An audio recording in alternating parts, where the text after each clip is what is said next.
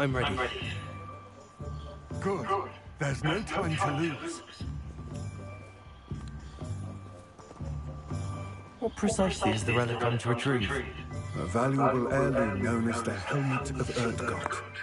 The witch considered herself a collector and purchased the helmet as a trinket. She cared not what pain she caused the goblins. Goblins believe that the rightful owner of any object is its maker, not its purchaser. Wizard kind see things differently. It's a wonder goblins and wizards have ever been able to work together. The differences between our kinds are myriad. They seem to be. It may surprise you to know that I do not believe those differences always to be insurmountable. It is the reason I find myself traveling with you to this tomb today.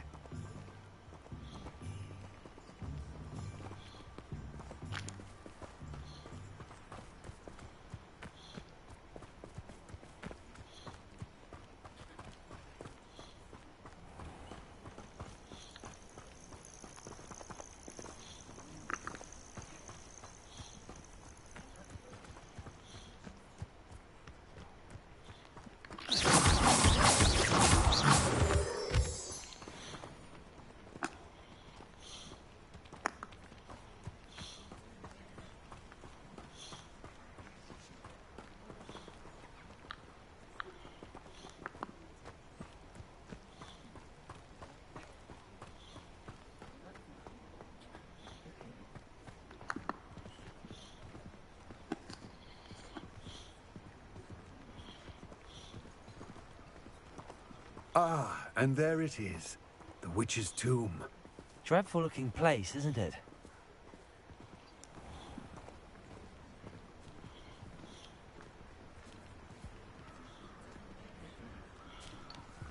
Revelio.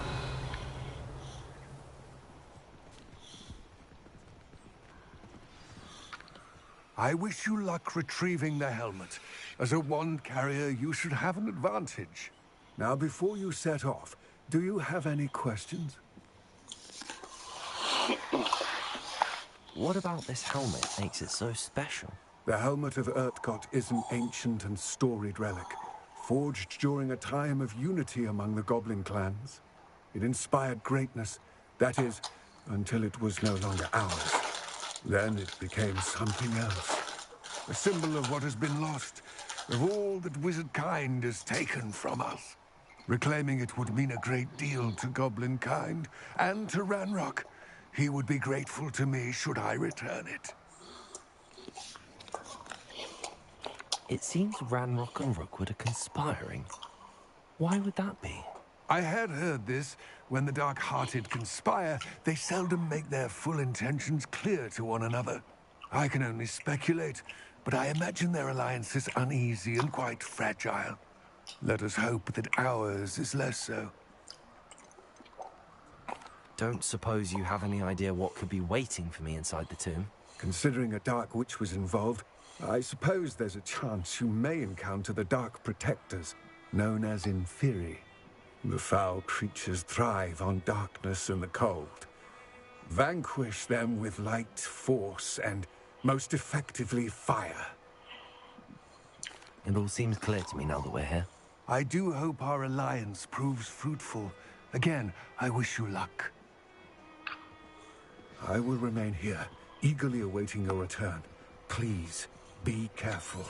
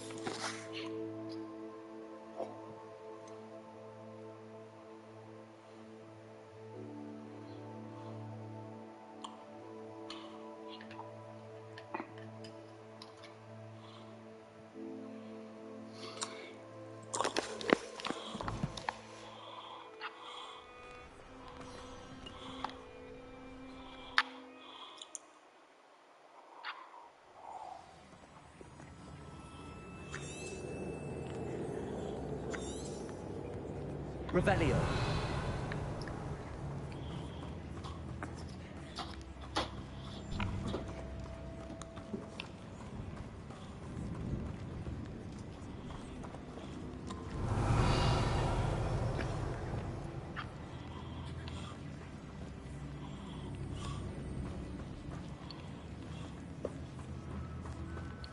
Revelio.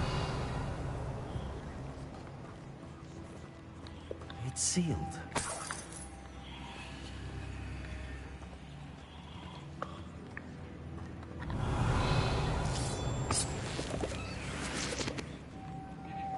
Moths. Curious.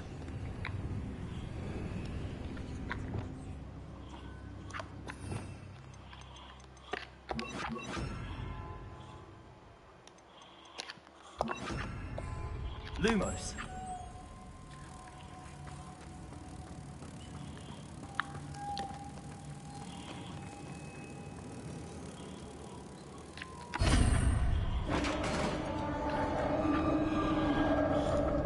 Revelio. Merlin's beard.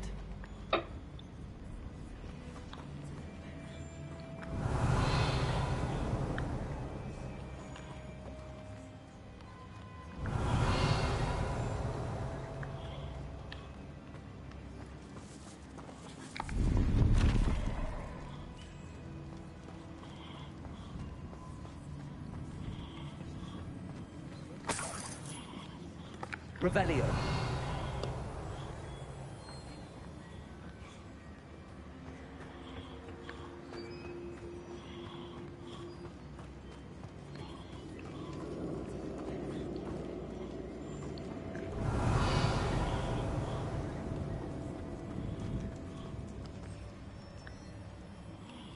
This can't be the witch's tomb. Likely I need to go further.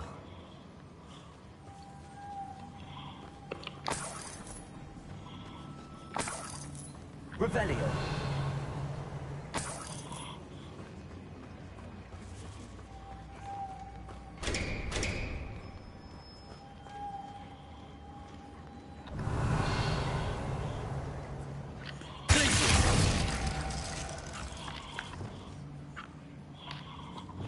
Perhaps a spell would help open this door.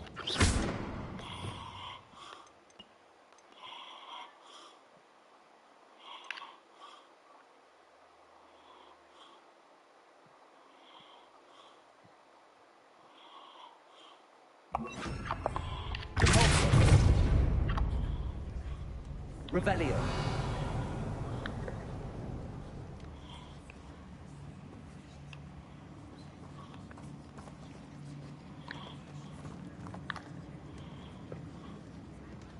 Lumos.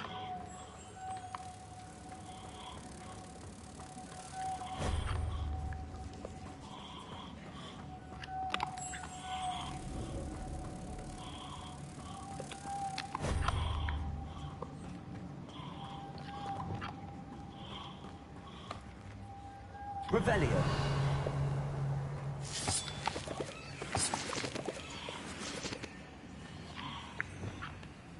Lumos.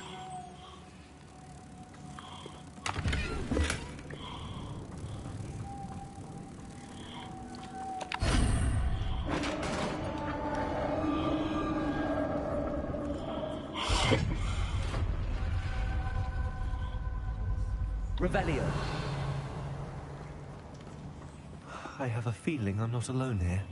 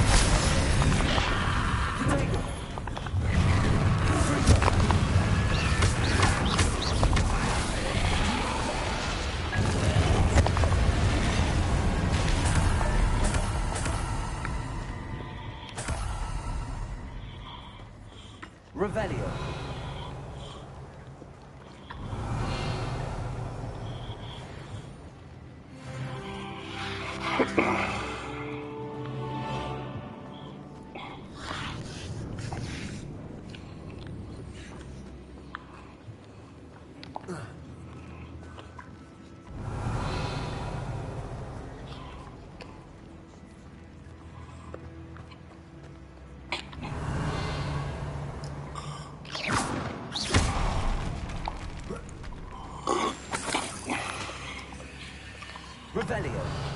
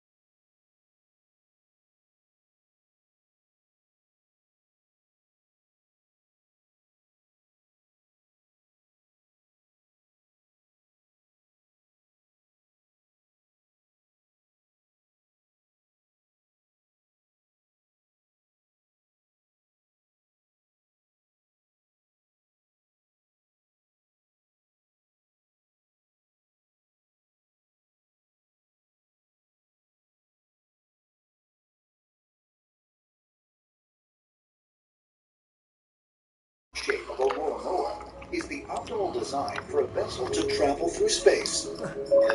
Revelio. This has led ancient astronaut theorists, and even some astronomers, to question if the so-called asteroid is actually an extraterrestrial vessel. What I think is interesting is that Oumuamua is cigar-shaped, because there are stories and eyewitness reports of cigar-shaped UFOs. So is it possible that there is some type of a connection? Reports of strange cigar-shaped UFOs date back hundreds of years. This famous woodcut from 1561, for example, is based on a first-hand account by someone who claimed that a number of round and tubular objects could be seen battling in the sky over the town of Nuremberg, Germany. This first documented UFO photograph captured what looks like a long cylindrical craft hovering over Mount Washington, New Hampshire in 1870.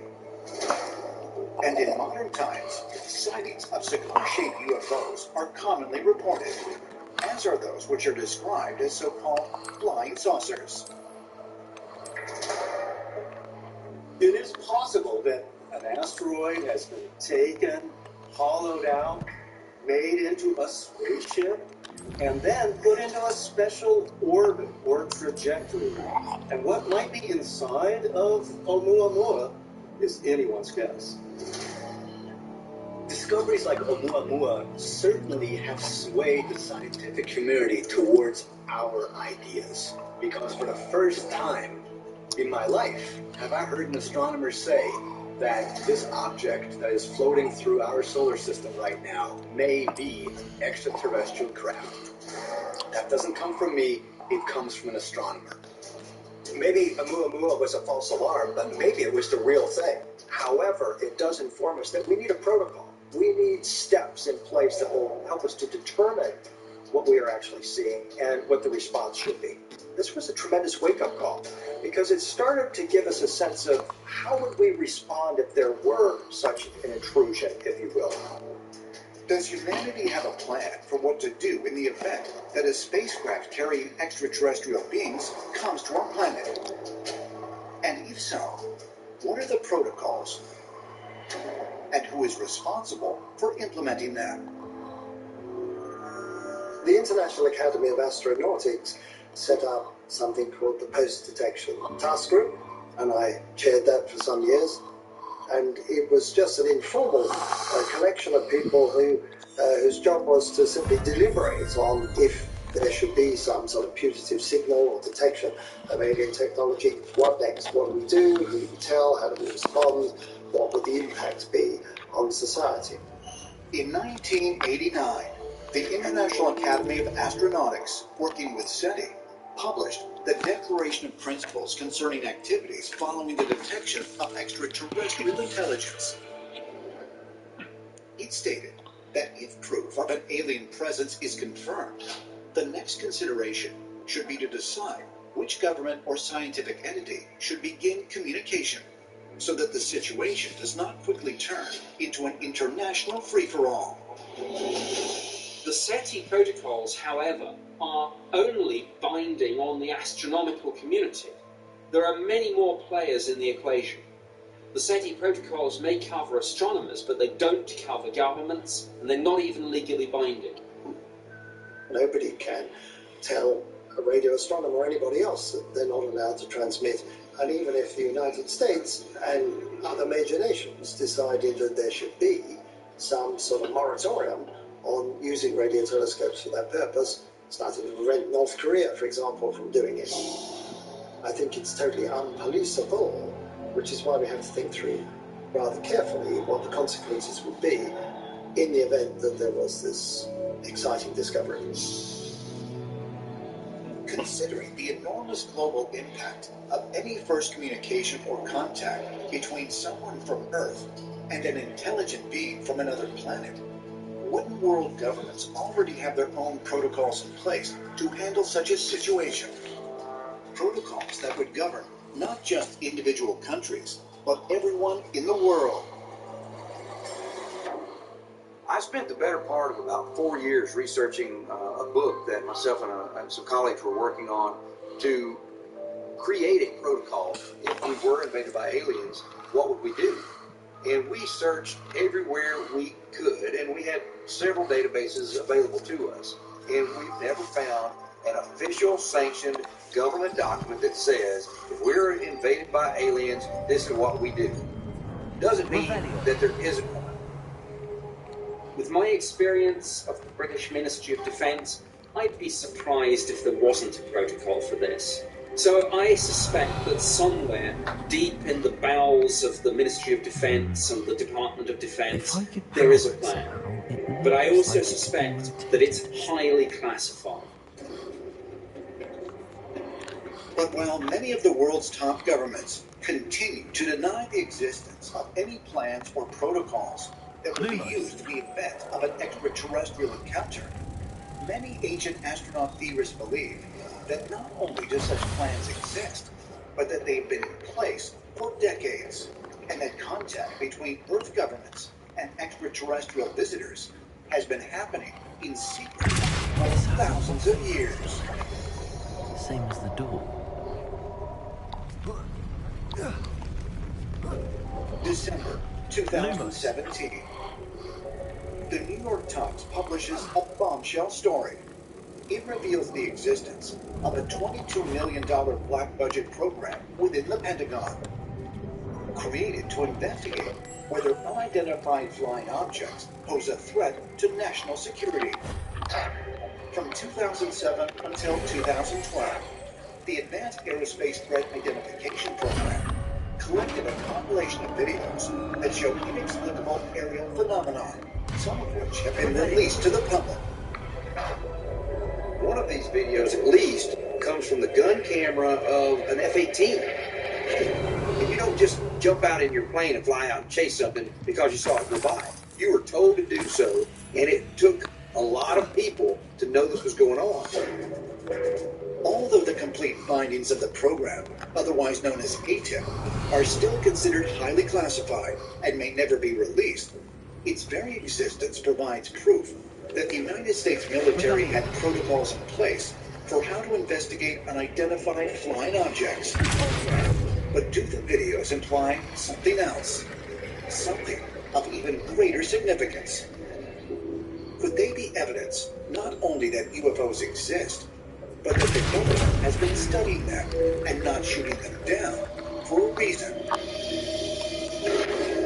We simulate all sorts of scenarios in wargaming simulations. I've seen these simulations where they can teleport their soldiers from one place to another instantaneously, or they have shields that keep anything below extremely high caliber weapons from penetrating their armor. A lot of times this is called an engagement for 2075. Now think about that. We can prepare and plan for engagements against forces in the future. That's almost like preparing for a force that's just that much more advanced than us. Is it possible that by gathering and then studying evidence of UFO activity, the U.S. military is developing protocols which will prepare future soldiers to face what could be extraterrestrial forces, and if not here on Earth, on other planets? We've got to have space capabilities. We've got to be able to run out into our vehicle, turn it on, fly up into space. Right now, it takes months to prepare to go into space. We need to have bases on the moon and on Mars and Europa, various other places in the solar system, so that we don't have to play on one staging ground. We can't fight wearing a spacesuit. We're going to have some other type of environment capability, like powered armor, suits like in Iron Man, that improves your abilities instead of hinders them. So we need some other technology for that. But if the United States military has secret protocols for how to identify and combat extraterrestrial threats, could they also have protocols for more peaceful encounters? And if so, would these protocols also be part of a global strategy, one secretly shared with other nations around the world? Vatican City, May 2014. In a sermon dedicated to concepts of inclusion, Pope Francis shocks his congregation when he declares that if alien life forms ever arrive on Earth, he would welcome them into the Catholic Church. The Pontiff's remarks stun the world, What's that hanging as there? it is the first time that a city pope Precarious. acknowledges not only that extraterrestrial life exists, but that it could be intelligent and capable of interplanetary travel. The Pope's action is one little example of the broad shift in attitudes toward the possibility of visitation.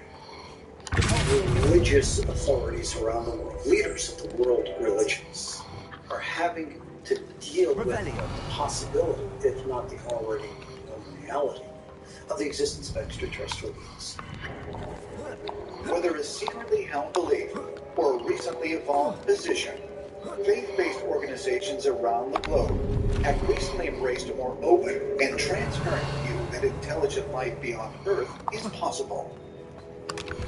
The Catholic Church's statements are allied with the statements of the Dalai Lama, who has recently been talking about openness and oneness and the sameness of all the creatures in creation, that we shouldn't treat extraterrestrial beings as strangers, but rather as similar to us. When they will encounter us, we will encounter them. It does not have to be conflict if we do not allow it to be so. As far as ancient astronaut theorists are concerned, the willingness of world religions to embrace the notion of visitations by extraterrestrial beings is not new, but dates back hundreds, if not thousands of years. They argue that most religions, if not all, are based on the idea that not only do otherworldly beings exist, but that their purpose in coming to Earth has been to provide everything from spiritual enlightenment to scientific knowledge. In 1999, NASA published a study called The Societal Implications of Astrobiology. What this study was designed to do at its core was evaluate the impact of disclosure on religion. NASA views religion as an adaptive tool that can help people to answer questions that science can't answer, because in their view, religion has been dealing with extraterrestrials for a long time. People have been told to have faith in otherworldly beings. All of the major religions have prophecies of the return of a Christ, a Messiah, a Savior figure. And very often these returns involve what appear to be in the description some method of cosmic transportation. The Messiah comes with an army of angels. And the angels, we know the biblical definition, are certainly not human by any standards. They are by every standard of definition extraterrestrial. The shock of extraterrestrials being here and having been here for thousands of years will really change society. Eventually, everyone on planet Earth will realize that we are not alone. Is it possible that the religious concept of a Messiah who returns to Earth for the benefit of mankind was based on a message given to our ancestors by otherworldly beings? Ancient astronaut theorists believe that the answer is a resounding yes, and that not only was such a visitation promised, but that it is already occurring.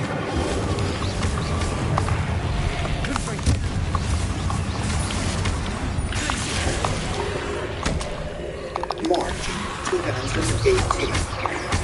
Author and researcher Andrew Collins travels to Sheffield, England to witness a remarkable demonstration. Hi guys,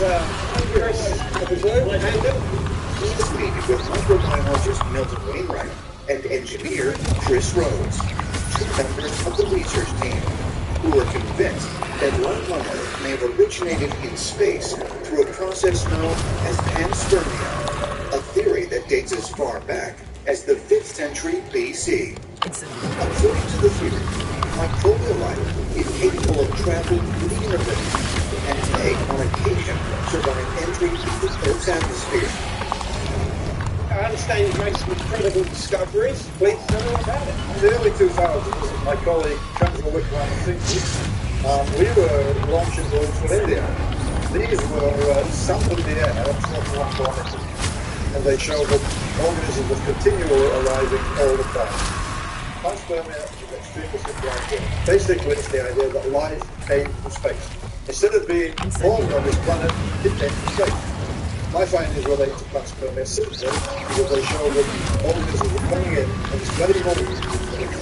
Tell me how you actually collect them. So this is our balloon that's going to give us the buoyancy from the hydrogen gas here. Now, our capture mechanism is right here. Let me show you.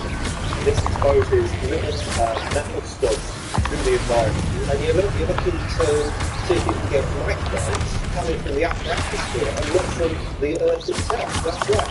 Well, the trick is we've got this around with our life. But we have lots of evidence that this material is not coming from Earth, it's incoming from space.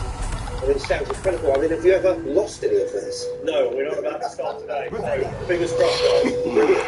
The team moves the balloon into launch position, from which it will ascend more than 37 kilometers, or 23 miles, into the air. Okay, guys, ready? Andrew, on you. Countdown, please. Okay.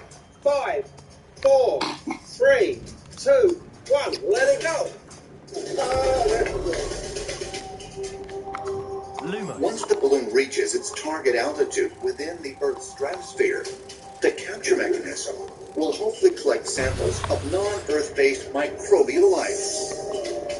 After the sampling is complete, the balloon bursts, and the capture mechanism descends back to Earth under the safety of a parachute. The team uses GPS tracking to locate where the mechanism lands. Once retrieved, the sample is quickly secured in a sealed container so that it does not become contaminated with microbes from Earth.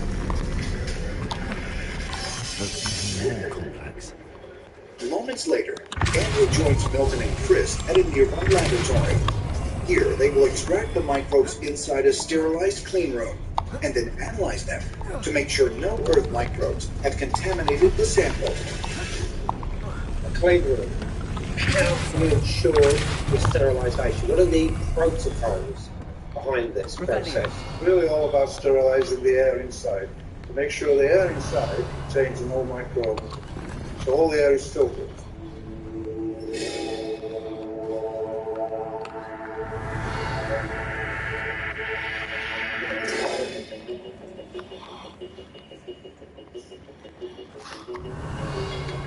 Making this spin ought to raise that platform. Milton and Chris remove the carbon tabs from the capture mechanism and place them into vacuum-sealed containers.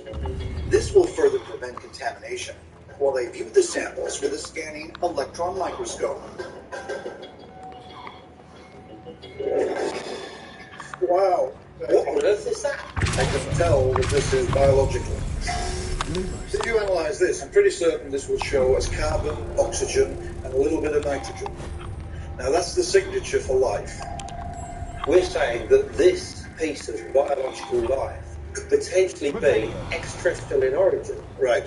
There's nothing from Earth around it. It's pristine, so it's incoming. Now if we do a bit of modelling studies, we come to the conclusion that nothing bigger than 6 microns can't go out. Okay. And this is 200. So it's a very large particle and it's coming in. What we actually could be looking at here is a genuine alien life form. What you're looking at there is an organism, or a clump of organisms, that is incoming from space to Earth. Nothing bigger than 6 microns can go from the surface of the Earth to these altitudes that we sample at. And yet we are finding particles all the way up to 200. They can't be coming up from Earth. Absolutely amazing. It's blown my head off. Biological organisms? Not from Earth, but from somewhere in space? Could we be looking at actual evidence of a living organism from a world other than our own? We've actually found evidence of what could be extraterrestrial biological entities. To see those images was extraordinary, and it's convinced me that the Earth is surrounded by life that almost certainly came from outer space. This is what we took earlier, as they say. This is the most amazing image I've ever seen in my life. It's got biological material here, and this material we know contains carbon, oxygen, and nitrogen. So this is biological. When we analysed the ball, we found it contained titanium, a small amount of vanadium. So this is a titanium sphere with life inside and life on the outside. Now, what on earth is it? One possibility is that this is direct panspermia. Some civilization has put biological material inside and just on the outside of this thing and then spewed it out. And this suggests that some alien civilization is seeding planet. This smoking gun of panspermia, or even directed panspermia, could give us the best evidence yet that aliens, in some form, seeded life on this Earth, which is an incredible thought. NASA have a department known as the Office of Planetary Protection to safeguard the Earth from extraterrestrial biological entities, whatever you want to call them, from actually penetrating into the Earth's atmosphere. There are extremely detailed plans and protocols for bringing back any probe that we send to another planet or moon or asteroid. The protocols that are in place shut out the possibility of us studying actual biological entities that may exist on the edge of our own stratosphere that have arrived here from deep space themselves. And I find that very sad, very tragic. If extraterrestrial microbes are landing on our planet, can NASA's strict protocols really protect us from biological contamination? Or could it be that the contamination is not only unstoppable, but it is the very method by which life on Earth began to evolve millions of years ago?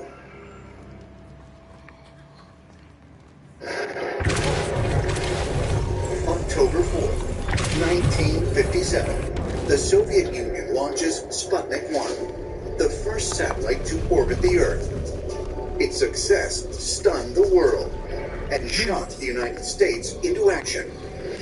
The space race was on, and with it came the creation of NASA, the government's first fully funded agency, charged with not only putting humans into space, but to have a man land on the moon by 1969. In fact, so thorough was NASA's focus on all aspects of space exploration that it commissioned a study on the implications of a discovery of extraterrestrial life, otherwise known as the Brookings Report. The Brookings Institute report didn't just ask, are there aliens out there? It took it to the next level and said, what happens when we find them? The implications of discovering extraterrestrial life are profound, and they're implications that go across all levels of society. Politics, economics, religion, technology, science, everything will be affected. The Brookings report specifically says you should release information little by little, bit by bit, so that people get culturally acclimated to the idea of aliens and extraterrestrials. We always speculated, those of us in broadcasting, why isn't government coming forward, telling us what's going on, telling us the truth? And a lot of people cite the old Brookings report that basically said, we can't handle the truth. There'd be mass chaos. Religions would collapse. Governments would collapse. So the government has decided, we're not saying anything. Does the existence of the Brookings Report provide evidence that not only does the United States have protocols and procedures in place in the event of extraterrestrial contact, but that such protocols have deliberately been kept a secret from the American public for nearly 60 years? But if so, why? I do not believe that government essentially is negative, evil, and hateful, deceptive, or lying. We should look back to 1938 Orson Welles did his famous radio program on Halloween night, The War of the Worlds, in which, through an enactment, New York was to be invaded. People around the country listening to this radio program were terrified. Teams are close together now. We're ready to attack. Ranks circling, ready to strike. Our governments learned from this. People will panic. Some people have thought that it's important to prepare the public. You know, I've always said I think the American public can handle the truth. The government would do well to be more open about what it's done in the past, what it learned in the past, what it's doing today, and what it'll do in the future. But while the U.S. government does not acknowledge having any official protocols for first contact, it makes no secret of its ongoing efforts to explore the possibility of extraterrestrial communication. Hello, helmet. Only a dead Ashwinder. Damn! They got here first. Florida. We need to get it before September Rookwood uses it to further ingratiate himself to 1977. Ranrock. I saw one of their NASA campsites launches not the far from Voyager here, 1 but probe. I fear you must go Its in mission alone. is to My journey to fighting days are Jupiter, behind me. Saturn, Uranus, and Neptune, and send back important information. But perhaps more interesting than the information Voyager 1 was programmed to collect was the information it was carrying with it. Unfortunately, we have no time. The Get to that Voyager helmet before spacecraft were Rookwood each does, launched or in we will lose our chance at 1977 any on a leverage, mission of no matter exploration how of the small, outer with space. Ranrock. And both of them kept on To think going those to leave the wretched solar thieves system have their hands on such a forever. relic. They weren't coming back. And as a result of this, NASA invited Carl to put a message on both I'm of the afraid Voyager there's no spacecraft. choice but to stop them. As Go to conceived their by a camp team of and experts deal with them at led by once. famed astronomer Get to Carl that Sagan, helmet before Rookwood Voyager's does, or we will so-called lose our golden chance at record any was leverage, no designed matter to send how greetings small, from the with people of Ranrock. planet Earth to what alien life it might encounter that had intelligence enough to decode it. I've been collaborating with Carl for about 5 years. We shared a passion for this topic, extraterrestrial intelligence and how to communicate with it. And I happened to be at the right place at the right time when he was trying to form a small team to actually make the message. I was a design director on the project, and my main role was designing, with Frank Drake, the series of photographs and diagrams that show what your human beings are like. The Golden Record kickstarted this thought process, this approach to philosophy of how do we define who we are if we came across an intelligent civilization? How would we represent ourselves? The Golden Record shows Earth on a good day. Some of our best music, a lot of pleasant-looking people saying hello, no war, no poverty, no injustice. And this was by design. First of all, it's not obvious how you would show these things to an extraterrestrial. I mean, a starving baby evokes a huge emotional reaction from us. Maybe a baby is supposed to live that way. They wouldn't know. It seemed important to me, in being asked to design this thing, that it should tell a story. And the story is, of course, our story. It's the story of our planet, it's the story of life, it's the story of humans, and it's the story of our future. In terms of the protocols that we would use, actually replying back to a message that we got from an intelligent civilization, different experts have different opinions on it. Some people believe that we should try and represent the best version of ourselves. We could potentially upload the entire internet, along with all of our dark sides, so that you could have a full and complete picture of who we are as a species. Does NASA's involvement in the design and implementation of Carl Sagan's Golden Record provide evidence of the government's belief that intelligent life exists in the universe? If so, is that belief the product of mere scientific speculation, or a conviction based on previous extraterrestrial encounters? For the answer, ancient astronaut theorists point to the government's long history of trying to establish secret alien communications.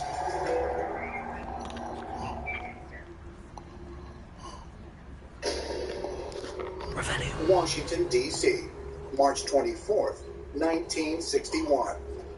The Brookings Report, the first official government document to suggest protocols for what to do in the event of alien contact is submitted to the House Committee on Science and Astronautics and entered into the congressional record. But ancient astronaut theorists suggest that those protocols weren't new, but in fact had been in place ever since President Harry Truman ordered an investigation into the famed Roswell incident in 1947. Truman, inside of his administration, reached out to scientists, reached out to military people, reached out to businessmen, formed this group called Majestic 12, MJ12, to do research and report to him, and no one outside is to know anything about UFOs, ETs, crash retrievals, bodies, any of it. There is actually a document called the Majestic 12 Special Operations Manual, first chance he gets, which actually describes what a military officer or enlisted man should do should he encounter a crashed UFO, should he encounter an extraterrestrial being, alive or dead, and how the body should be disposed of. And it's a very, very detailed set of protocols, basically for how to handle it if you run into ET. Aerospace engineer Dr. Robert Wood was one of the first people to examine the MJ12 documents. It is his opinion, based in part on the descriptions of spacecraft in the documents, that the Special Operations Manual is genuine. Expulso! Yeah, the Special Operations Manual is remarkable in several ways. It gives detailed descriptions of warships,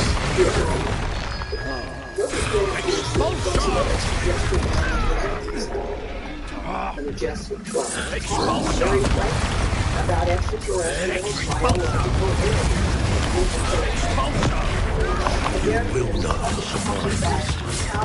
the encounters will take place or other obscure locations selected by ritual of and that is tied to what happened to Lonnie Zamora down in Florida. The Mexico police officer named Lonnie Zamora, who noticed what appeared to him to be some sort of wrecked vehicle off the side of the road. So he pulled his police car over and he started to walk towards it. When he got closer to the vehicle, he realized that it was some sort of egg-shaped craft with these 4 landing legs that were stuck into the ground, and he saw 2 beings who were in silver suits, and the 2 beings went back inside the craft, and the object took off and sped away. And when another officer came back out to the site, they went to where the craft had landed, and they discovered 4 holes in the ground, and the landing legs had stuck into the dirt. Lonnie Zamora's encounter made headlines in 1964.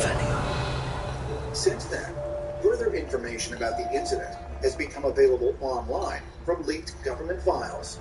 Files which, if genuine, corroborate the protocols that are described in the MJ12 documents. And in the Serpo documents, they talk about the Evans, as they were named, and arrangements for them to actually land and have a diplomatic exchange with U.S. government officials at White Sands Missile Range in New Mexico. What's explained in the documents is that the Zamora sighting is actually the 2 emissaries who had got the coordinates wrong and had actually landed in the wrong place.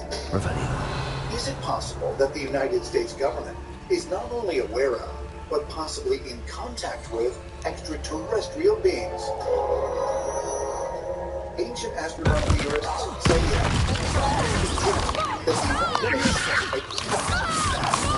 To extraterrestrials.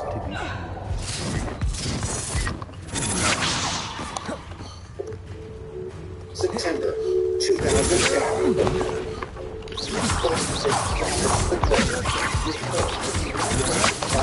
Outer Space Affairs intends to draft this protocol on what to do when first contact with an extraterrestrial civilization is officially made.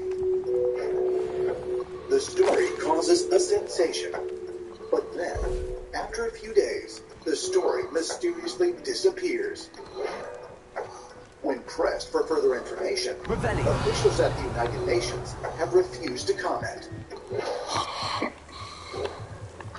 The United Nations announced that it would create some protocols for extraterrestrial contact, but so far they have not given those to us. Just because protocols have not been announced doesn't mean that they don't exist.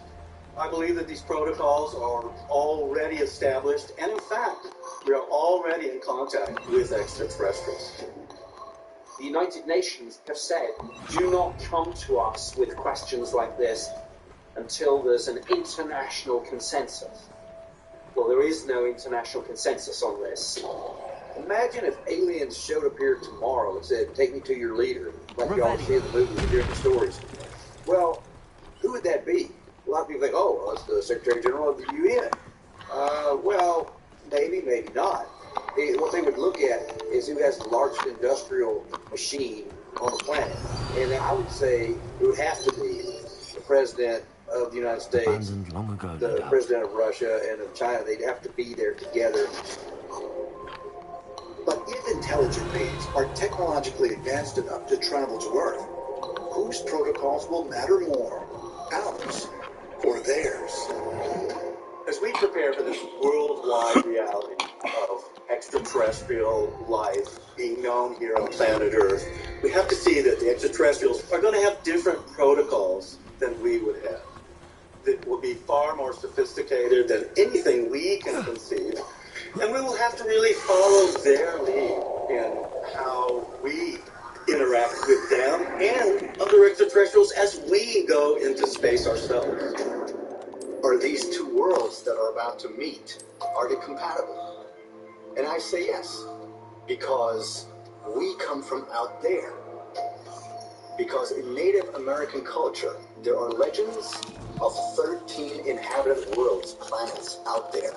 And we are the youngest. This world is called the planet of the children. What does a child do? I think children, they listen. They soak up the knowledge. So I think it's time for us to look more at our ancient past, look at the traditions, and see and learn that we've never been alone. As NASA eagerly prepares to send astronauts to Mars, it must face the fact that it will be humans that will become the alien visitors to another planet. And what will we do if we come face to face with living proof that we are not alone? Will we welcome them, or will they welcome us?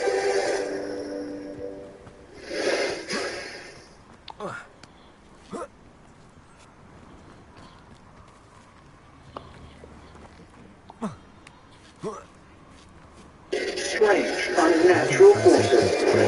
This is when you experience a time vortex. That's when it started. Mysterious disappearances. They find tracks in the snow. The tracks stop. I retrieved the helmet from the Ashwinders. Completely disappear. Well done. This is sure to impress Ranrock. The helmet shines even more brightly than I imagined. The etchings, the contour of the profile. Could they be facilitating extraterrestrial visitation? It looks stunning. Eventually, it ripped I see the why you wanted fabric it of back. space and You did the time. thieves a service by That's recovering where it. all hell I know breaks many a loose. goblin who would have killed for it. Oh, then I'm glad to be rid of it myself. Thank you. This should earn Ranrock's trust. I will take it to him immediately. It may distract him from his search. His search? It is merely an inkling. You have impressed me greatly, friend. I am glad that I trusted you. We shall speak soon. Best to keep our arrangement quiet for now.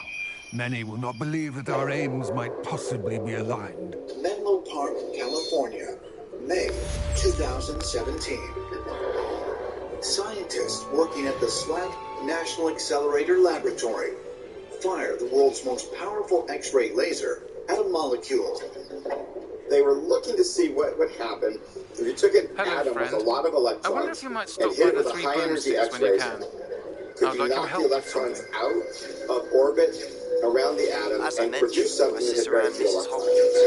But the system behaved very differently than expected. I'd like to take you up on your promise to visit her. At first, the I'm heading to experiment Feldcroft goes as soon, planned. so I look forward to seeing you. Electrons are knocked out of It's their just south of orbits like Hogwarts. By the way, pinballs. But then, faring in well one with the blasting quadrillionth of a second, It's still a one of my powerful favorites. force sucks electrons into a void, Now and that the you've molecule attended Beast's dramatically class, I've asked explodes. Deacon to assist you in using the It room would to further your suddenly studies start in that sucking in all the Please meet him electrons there from when the you rest of the molecule in a manner that they just had I've not not heard from my Uncle anticipated. Roland in quite The some electrons time. I've were been then beside myself with compressed worry. and then Could you meet me in the threw other courtyard? electrons into the process.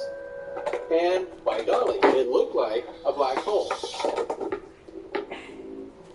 A black hole, a region of space that exhibits such a strong gravitational field that nothing, not even light, can escape from it? Fundamentally, they're just a lot of mass crammed into a very small space. What does that mean? It means there's a very strong gravitational field around them. Light can't even escape. And that's where it gets the name black hole. When one puts in spin into the black hole equations, one gets a much more exotic phenomenon. What happens then is you get a vortex around the black hole, a vortex of space-time. And here we actually saw something that resembled a black hole, except it wasn't gravitational. It was electromagnetic. That is, it used the power of laser beams. Now, how is that possible? Well, it turns out that in Einstein's theory, not just gravity, but any form of energy, if it's concentrated enough, could become a black hole. If I could have a moment of your time. For decades, since their discovery, Can I help you? scientists I believe you have can. long believed I'm so that friendly, black by the way. holes could only And I need exist help from in someone outer who's at space. least a fifth year. But if that Are were you true, familiar with how Herodiana is it Byrne? that they can be Don't simulated answer that. in an Of Earth-based course you're not. laboratory? No one seems to know of her but me. She's only the single Normally, when we greatest think of black Depulso holes, master we of all think of a time. collapsed Even star taught at and a Hogwarts, great briefly. mass. But with these new experiments, it's showing us that black holes can be created in I'm amazed different I've never ways, heard of her. including It's a with travesty she's not more well electromagnetic known. energy or I high often energy read about great pulses witches in a in my limited laboratory. free time. And so, There are many. therefore, black Whilst holes reading about could her, be I in learned that any she built a place. secret Depulso There's training room here at areas around Hogwarts. the Earth But in that typical we don't clever understand Herodiana that fashion, have unusual one cannot access characteristics it unless similar to a one black knows hole. Depulso, And so it's which of possible course, that these third years places aren't are taught. also And you're a black third year, holes. so... Quick one, aren't you? If black According to holes what can I've read, exist here on her Earth, signature outfit could may their still be there. presence help I to would explain love to the see numerous it. reports Would of you get strange Herodiana's phenomena signature going outfit and back show it to me? thousands of years? On Earth, What ends there up have happening been to stories Herodiana of Byrne? people In her later missing years, time she taught at or Hogwarts, but only jumping for a a short while, distance at just much long faster enough to build a speeds secret hall than at what it would have Piers. taken in Then the one plane day, she or just in the boat. disappeared. And Some say that she raises the actually banished question herself. whether No one very knows for sure. strange things apply in the vicinity of a How black did hole. Herodiana Byrne become famous by casting Depulso? She once saved orphans from a wild graph horn by banishing it over Stonehenge. That's on Salisbury Plain. She once banished a meddlesome dark wizard all the way to Durmstrang while she was in the Alps. That one may have been exaggerated, but lots of the stories about her certainly aren't. From all over the world. If you tell me where to go, I'll see what I can do about Even it. be found Simply in the go to the Old Hall of Testament of the Herodiana. Hebrew Bible. It's at the base and of the it Defense involves Against the the Dark story Arts of Moses Tower. on There, Mount you'll Sinai. find a series of Depulso puzzles concealing pieces of Herodiana's ensemble. Very well. I shall let you know if I find anything.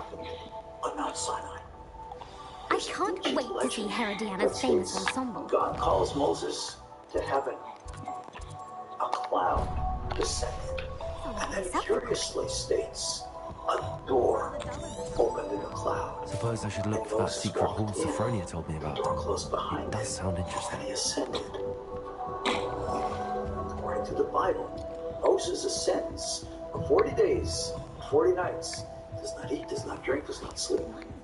40 days passed for us on earth. How much time passed for Moses in heaven? What was the opening of Sinai? It sounds like the cloud was some type of transportation device. Deke noticed this bag in the room the other day. You must need it to help with your schoolwork. The entire mountain Deke has seemed to seen have one been of these subject before. to some Deke calls it radical a alteration knapsack. of the normal physical laws that govern us. If this has any kind of a literal understanding to it, and a doorway Perfect to for heaven gathering and would have transporting been beasts. an alteration in the fabric of space as we understand Pleasant little it breeze. today, possibly I the have time been itself. thinking about something Professor Howland said in Beasts light of our class. modern That I should study as many understandings, beasts as I can we need on to my own time. investigate what She the also Bible's mentioned that actually teaching poachers have been us. active in the area.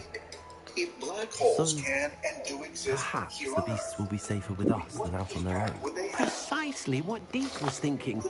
You see, the room knew exactly what you needed, and luckily, Deke can show you how to best use the knapsack and where. have they been used by extraterrestrials to visit Earth Come along, for then. centuries? Perhaps further clues can be found by Our first stop examining will be ancient beyond the knowledge castle about grounds. We powerful can leave now, vortices or you can carved come and in find Deke when stone. you're ready. Space, March 26th, 2016. I'm ready to learn how to use the The knapsack. Hitomi, Perfect. an X-ray Deke astronomy loves an outing. satellite launched by the Japan Aerospace Exploration Agency just 5 weeks earlier, begins spinning uncontrollably.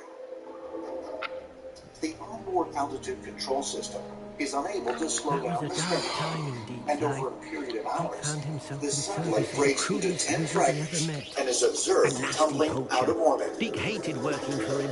He did horrible things to In the beautiful ensuing beasts. investigation, Oh, a significant it was factor during those emerges. days that Deke first saw a knapsack.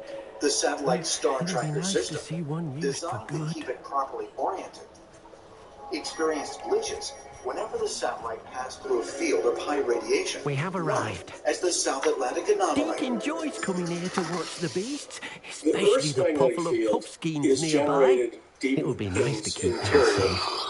All by you'll need to motions do of is liquid get close, iron direct the and open other knapsack toward the substances, puffskein, and thermal in currents it'll go. generated All by right. radioactive decay in the core, etc. It's a very complex phenomenon.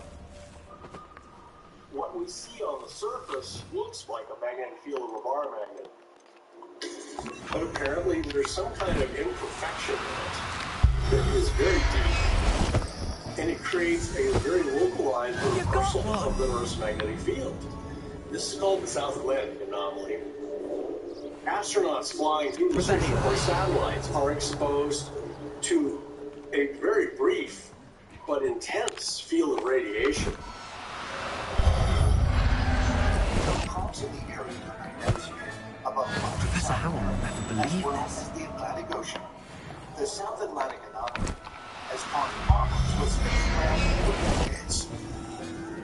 It is for this reason that the International Space Station requires extra shielding when passing by. Deke hasn't seen this many plants here before. Had crashed when the space shuttle passed through its intense levels of radiation. Revelio.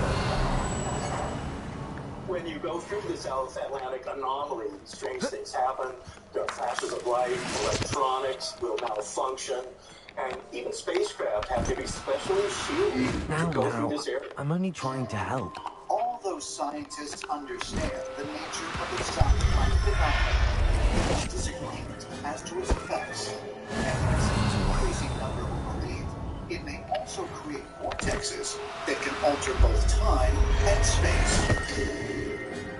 Nature has found thresholds and doorways that people don't even know exist that can open under these specific circumstances if one can change the metric of space-time directly with electromagnetic fields. Then nature itself, because of the enormous electromagnetic fields it develops in weather disturbances, for example, could possibly create its own electrodynamic black hole or rotating black hole solutions. I managed to rescue a puffskein. You can rescue as many as the knapsack will hold. Poachers capture puffskeins and, well, Deke isn't sure what they do with them. Deke is certain they will be safer with you. Now, not all beasts will be as simple to rescue as a puffskein. Deke suggests you next find a beast that can fly.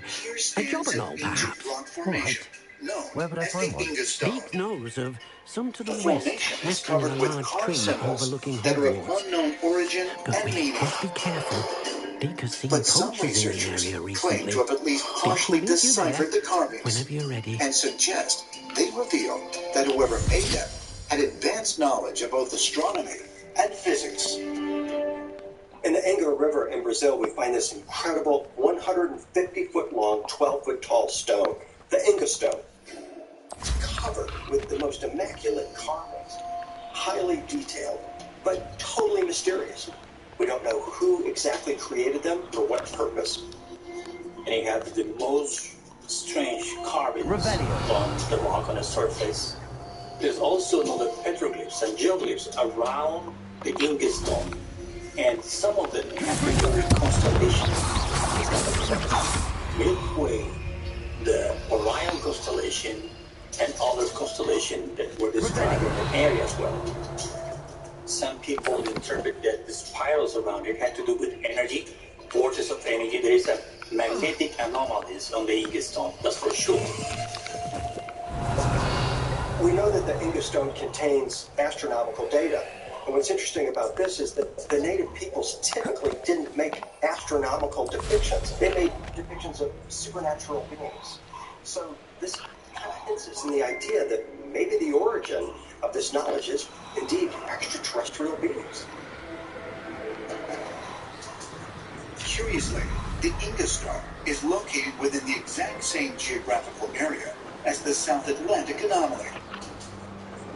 Is it possible that the stone's enigmatic carvings were inspired by the arrival of an ancient space traveler, one who had landed here centuries ago?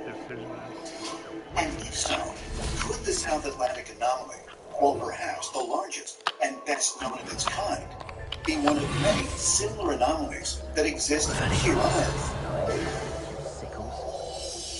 It's been ages since I found anything worth poaching near Cragcroft. The Devil's Sea. And when did I set my traps? Easter Island. Lower or upper? The curiosity they keep Indus Valley. It's been ages since I've found anything worth These are poaching just a near few of Cragcroft. 12 triangular zones spaced evenly around the globe, known for disappearances, high energy, and other unexplainable phenomena. Collectively, Betting on the dragon fight was the best decision I've made here. Thinking in terms of good and evil merely indicates a limited imagination. They come after me. I'll stick them like a nogtail. Ivan T. Sanderson came up with a theory to do with paranormal phenomena occurring in different parts of the world. He believed that there were 12 I haven't a clue why there's such a fuss over poke. where this would actually take place. I swear, And none of he you'd have a referred to head them left on your as shoulders the if you didn't. vile Perhaps I'll scout around Philcroft for something to poach. In other words, that they were quite violent in their action. Hogwarts is trying to find an explanation to all of these disappearances. And it was this geometric pattern on the Earth that he thought was a solution to what was going on. And that certain spots on the Earth were just anomalistic and had these strange energy patterns. There is no question that his work proves to me that there's a lot more that we don't understand about this planet.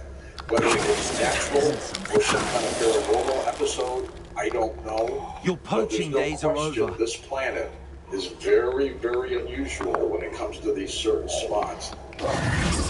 If extraterrestrials visited Earth in the distant past, maybe they simply harnessed what is already present in the Earth, and that they had a technology to bring these spaceships into a higher energetic state where they could use them as black holes or wormholes or for other purposes. Is it possible that the so-called vile vortices, in addition to phenomena like the South Atlantic anomaly, could help explain mysterious disappearances? And that there are locations on Earth where conditions are optimal for the creation of black holes or portals. Deke was worried about you, what with all the poachers in the area. Perhaps we should work quickly.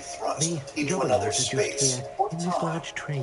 If you look it's at the bottom of a black Deke hole, has it seen could be a Levioso place used where to you want to slow think of a flying hole, beasts. actually, Easier in to get space in and time close that and we use the come up knapsack. somewhere else. And so you can go through the black hole like a door or a tunnel and end up either in another part of the universe or in another actual universe. Levioso is not only helpful when rescuing flying beasts, it can also help rescue beasts that are generally hard to catch. Try using that spell the next time you encounter a small or otherwise elusive beast. Further clues can be found by investigating one of the places what if I can't find any beasts in their usual habitat? Beasts won't stray too far from their homes. Look nearby or simply wait a moment, and they should return. Then I shall go and rescue a Fort Jobberknoll. Lauderdale, Good Florida. luck. Deke will be waiting. December 5th, 1945. 5 Navy Avenger torpedo bombers, collectively known as Flight 19, set out on a training mission over the Bermuda Triangle. Without warning, all 5 bombers experience malfunctions with their onboard instruments. They contact air control and report their mysterious difficulties. All 5 of their compasses were not working correctly. And they had 2 navigational instruments that they could use, and they were not working properly either. It caused total confusion, and they didn't know their position. So they did what a lot of other pilots have done in the past. They made a series of turns. And that's what caused the pilots to become confused. The planes disappeared from radar, and their last communication consisted of nothing but eerie static. The Navy immediately launched 2 seaplanes to search for the missing bombers. Just 20 minutes after takeoff, they too vanished. Revelio. The unusual thing is they didn't find any parts. No life jackets or life rafts. Despite some claims in more modern times that German Avengers have been discovered that might have been Flight 19, the actuality of the case is that not going to hurt you. it is a mystery of exactly what happened. The disappearance of Flight 19 is one of many bizarre and unexplainable events that have taken place in the area that is now known as the Bermuda Triangle. The Bermuda Triangle is really located off of Florida. The northern corner of it is the island of Bermuda. It then goes down to essentially southern Florida and then out into the Bahamas. And this is an area that has historically had strange phenomena. It is something that goes back all the way to the time of Christopher Columbus as he passed through this area, because he found that his compasses strangely didn't work as he passed through the Bermuda Triangle. He also saw mysterious lights in the same area just a few days later after his compasses had failed. The famous Mary Celeste ship was found in the Bermuda Triangle without any crew on it at all. And no one could explain it. What's very bizarre about some of these cases is that these people vanished in front of multiple witnesses in circumstances that seem to be impossible. It's like these people were here and they suddenly just blinked out as if they walked off the surface of the earth. I rescued a Jobberknoll. Deke hopes your Jobberknoll finds the knapsack nice and cozy. Poachers want them for their feathers, and are not kind when they gather them. Are there any other beasts nearby? Just one that Deke knows of, a herd of moon calves. They live in a clearing of trees up this footpath. Deke will see you there. By the numerous reports from instrument failure to compasses that strangely point to true north instead of magnetic north. Electromagnetic phenomena associated with thunderstorms that can perhaps open up portals in space-time that we never would have thought possible. An analogy is that lightning is still poorly understood. Lightning typically carries volts. This is not sufficient voltage to jump from a cloud miles above the ground. Is this the clearing you mentioned? It is. Moon calves gather near the large tree with the spiral pattern in front, but only under the light of the moon. So, unfortunately, unless you have a way to hasten time, you might sometimes have to wait until nightfall to see them. My giant storm clouds, lightning flashes, I shall go and find a moon calf then. ocean currents Deke, we'll be located waiting for within your the Bermuda return. Triangle have unexpected and otherworldly effects. Ancient astronaut theorists believe such an audacious theory is possible and point to the story of pilot Bruce German as the best evidence that such incredible phenomena can and do exist. On December the 4th, 1970, almost 25 years to the day after the disappearance of Flight 19. A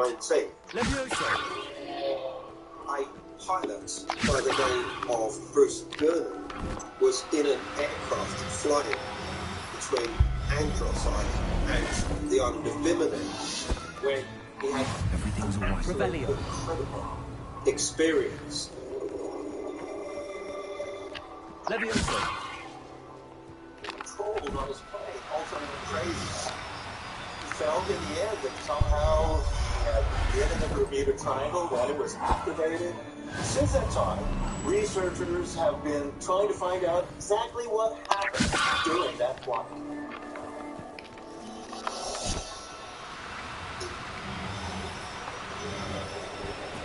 In March 2018, ancient astronaut theorist and author David Thomas traveled to an airfield in West Palm Beach, Florida, face to face with one of the very few men who experienced the strange power of the Bermuda Triangle and survived.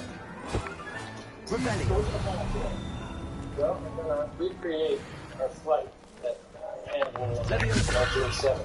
And I can show you on the chart here. We're going to go direct from Palm Beach right to this curved area of Andros Island on the western shore. And we're going to go down to 1,000 feet at this point. And that's where my experience in 1970 began. I am the only living person that has flown through the heart of it and then exited what I call a time tunnel vortex and survived. So have you ever retraced your flight? I've never been on the exact flight path that I was at this event. And that's what I'd like to take you through today, the exact flight path. Into the Bermuda Triangle, and this isn't a one-way flight, is it? No, sir. We'll be back. Okay. I'm ready. At the North Palm Beach County Airport, located 20 miles outside of West Palm Beach, Florida, author and researcher David Childress and professional pilot Bruce German are about to retrace the exact path of a mysterious flight that German made nearly 5 decades ago. It was a flight over the region of the Atlantic Ocean known as the Bermuda Triangle, during which German claims to have experienced an inexplicable shift in time. So Bruce, it was 1970. Flying out of Andros. Who was with you on this flight? My dad and our business partner was with us, and it was a routine flight. But this is the area where I took off and started my ascent. I was at 1,000 feet, just like we are right now. I started climbing straight out over that bank right there. There it is. Have it? Okay. I don't know. It's kind of scary here. There's nothing much around, is there?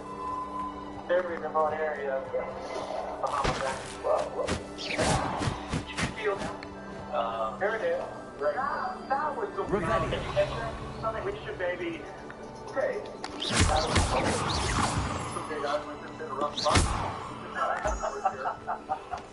Turbulent. How about that? Yeah, wow.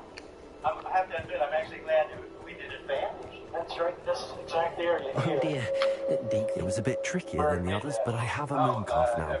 Another beast, safe and sound. Shame we didn't see the moon calves dancing. It's a marvellous sight. Deke supposes you're finished here. You'll be able to rescue many more beasts, but for now, let's bring the ones you've gathered back to the room. All right, Deke will meet you back in the room whenever you're ready. As soon as I got over, it started expanding. And then before you know it, I'm inside the cloud. And so now I can't see anything.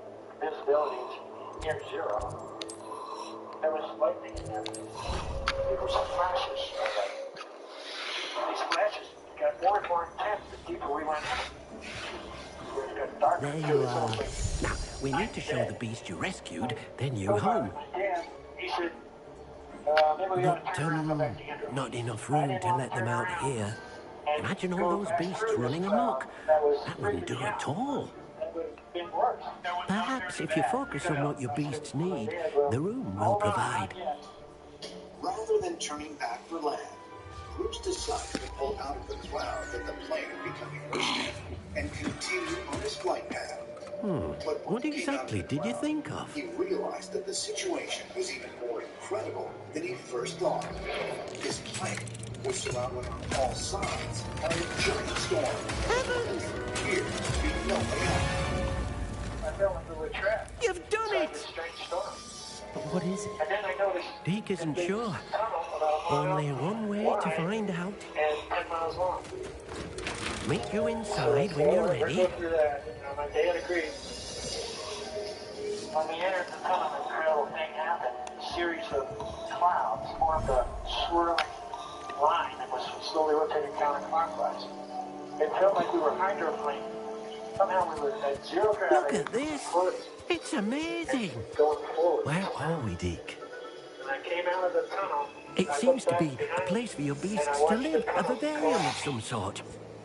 Oh, your beasts will be quite comfortable here. They'll live healthy, safe lives. Perhaps you want to release them. Let them see their new home. He says I got an airplane directly over Miami Beach. But I look at my watch. Now, I got another 30 minutes to go here. I'm at least 80 miles east of you guys, I tell you. But then I look down, and now there's Miami Beach right below me. I traveled 100 miles in only 3 minutes. 100 miles in 3 minutes? Bruce's plane would have to have been traveling 2,000 miles per hour to cross that distance in such a short amount of time. A speed that a small plane was not even remotely capable of. But the people on the plane, except for a little bit of mist and fog around them, they don't really know. Deke thinks the vivarium will be a fitting new home for your beasts. Indeed. I only hope we'll have enough space for all of them. Deke hopes so too. But if you do run out of room, Madam Peck at Brood and Peck in Hogsmeade will help to find safe homes for them. Any beasts that the room can't hold? Yes, she's well known for helping to care for beasts in need, and she'll give you a fair price for them. Speaking of care, beasts that are well fed and groomed will provide you with valuable magical materials, such as puffskein hair, for example. If you gather some magical materials from your beasts, Deke can show you how to use them. Very well. I shall let you know when I have some. By studying ancient disappearances, not only of individuals, but of an entire civilization. Easter Island. Located in the Pacific Ocean, over 2,000 miles off the coast of Chile. This remote island was once home to the Rapa Nui people, who, after flourishing for hundreds of years, seemed to mysteriously disappear sometime in the 18th century. It seems that at some point it may be as much as 10,000 people lived there at its peak.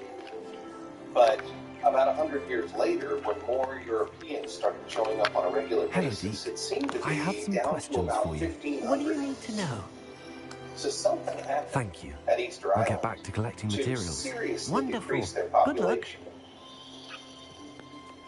While mainstream historians have long debated the cause of the mass disappearance of the Rapa Nui, ancient astronaut theorists believe it may have something to do with Easter Island being located in one of the 12 areas that were identified by cryptozoologist Ivan T. Sanderson as vile vortices, places on Earth where strange electromagnetic activity is more likely to occur. We know there are places around the world that have an unknown energy.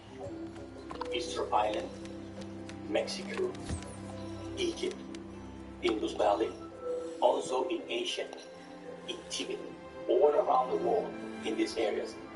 Also they were built megalithic structures. How we can explain that? The only possible explanation is an ancient contact with sophisticated alien civilizations around the world. The traditions of Rapa Nui are absolutely incredible because their entire society is based on this idea that they were seeded by none other than the Birdmen. So what were they describing? And so if you look at this whole idea of the Rapa Nui, what if the stories of the Birdmen are nothing else but a description of extraterrestrials that somehow were involved on the happenings that were going on Easter Island? Extraterrestrial groups have been terraforming and harvesting genetic material on this planet for more than 270 million years. Is that what Easter Island was? A genetic experiment? And maybe that's why they were transferred out.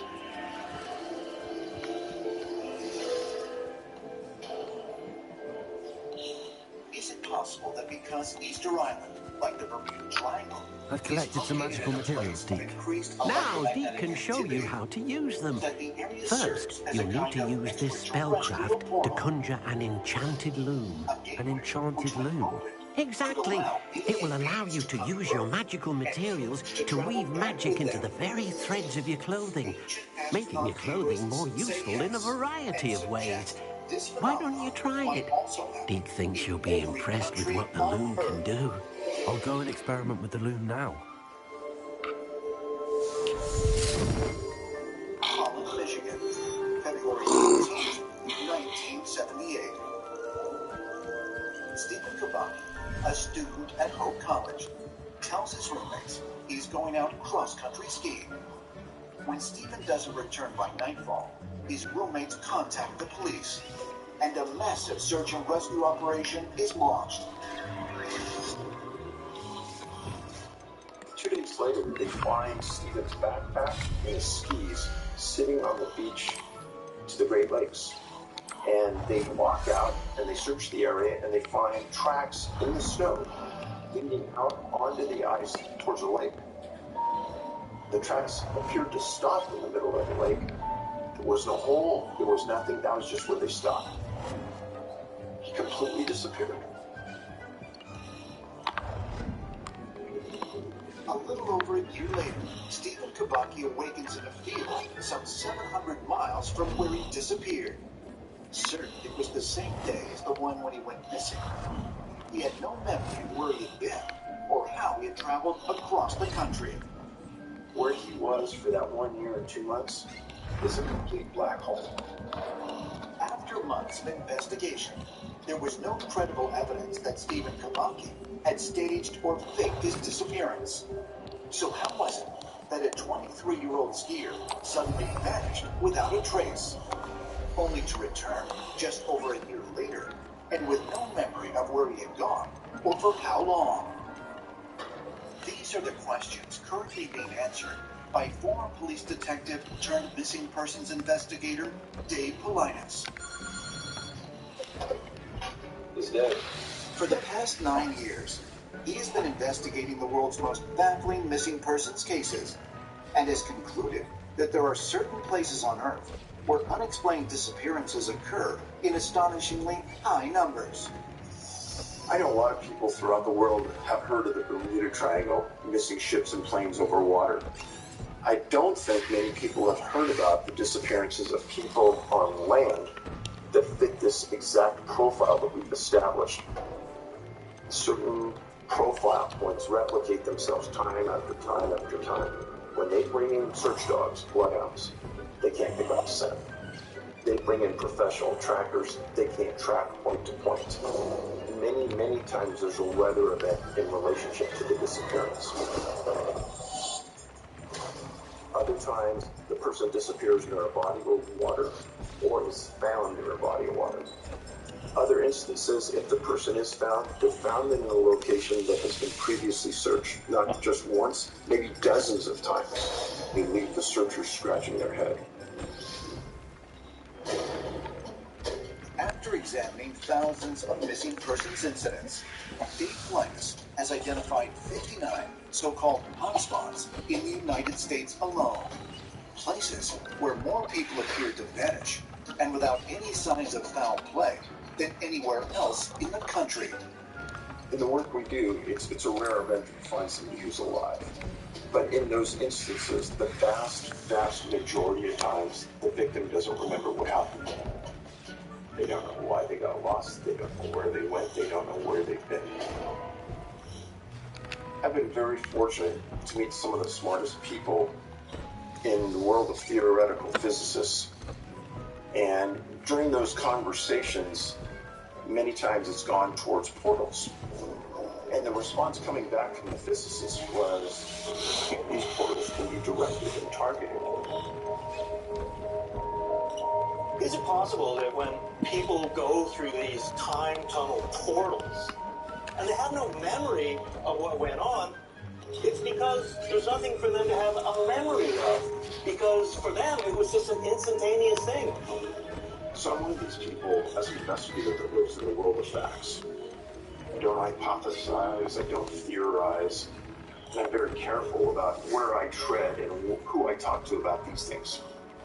And when you hear from scientists who's credible, saying these things could be occurring, it makes you uncomfortable, and it makes you wonder really what might be going on. Could mankind be on the verge of an incredible breakthrough?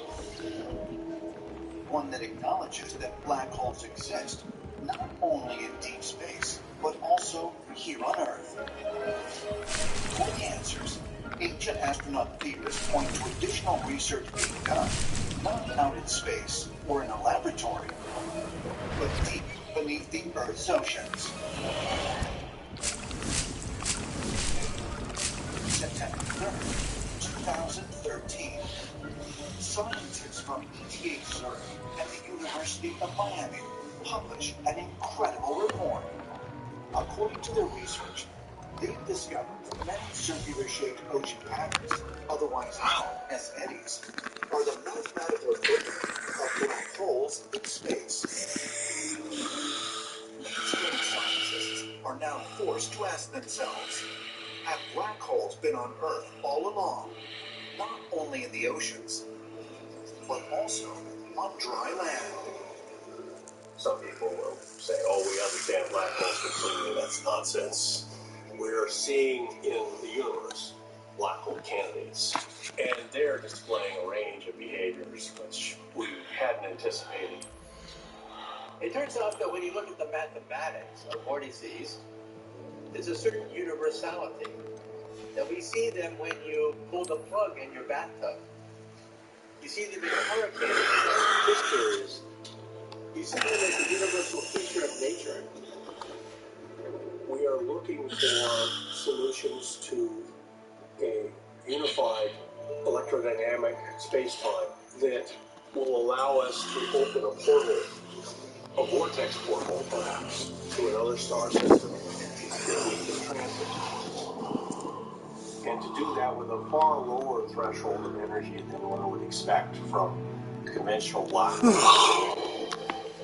But if, as scientists are now beginning to discover, black holes can provide gateways through time and distance, not only in outer space, but on our own planet, could they also be controlled? As far as ancient astronaut theorists are concerned, the answer is a resounding yes. I should show Deke that Earth's black holes have been controlled for thousands of years, and by beings that are not of this world. I used the enchanted loom, Deke. Wonderful. Will I be able to weave even more powerful magic into my clothing with the loom? You will, by rescuing even more powerful beasts. For now, however, Deke suggests you explore the vivarium and get to know the beasts you've already rescued. Physicists are always talking about our strange and beautiful universe. But can I use the loom to enhance any item of clothing? The loom will only enhance clothing of a certain quality. Deke suspects you'll find more valuable clothing as you explore. Deke also knows that some of the shops in Hogsmeade can provide you with a variety of clothing for you to enhance. And these are things that cannot be ruled out. Thank you for your help, Deke. realization that black holes exist here on Earth helped to resolve some of history's most unanswered questions. Questions concerning not only mysterious disappearances, but also those involving extraterrestrial visitation. Ancient astronaut theorists say yes, and suggest that mankind is standing on the threshold of an exciting future. One where dreams of traveling through time and space will become reality, and where contact with our alien ancestors will unlock the mysteries about our ancient past.